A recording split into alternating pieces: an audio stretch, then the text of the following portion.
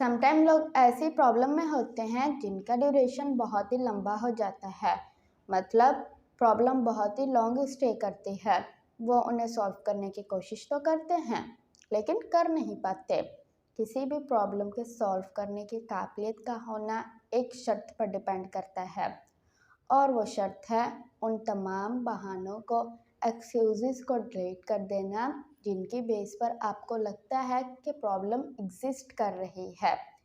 जिस दिन, जिस लम्हे आपने ये तस्लीम कर लिया कि प्रॉब्लम के क्रिएटर आप हो और आपने उस प्रॉब्लम की सारी जिम्मेदारी खुद ले ली, ठीक उसी दिन, उसी लम्हे प्रॉब्लम हवा हो जाएगी। वो प्रॉब्लम जिनको बनाने में 2 या 2 से ज़्यादा लोग लगे होंगे, उन्हें भी सॉल्व करने के लिए बस एक ही इंसान काफ़ी है, और वो इंसान हो सिर्फ़ और सिर्फ आप। प्रॉब्लम को जितना ज़्यादा सीरियस लेंगे, वो आपके सर पर उतनी ही हैवी होती जाएगी। आपको चाहिए बस प्रॉब्लम के सोर्स पर ध्यान दें, और सोर्स हमेशा प्रॉब्लम होने से पहले होता है। आपका बनाने वाला आपका हामी नासिर।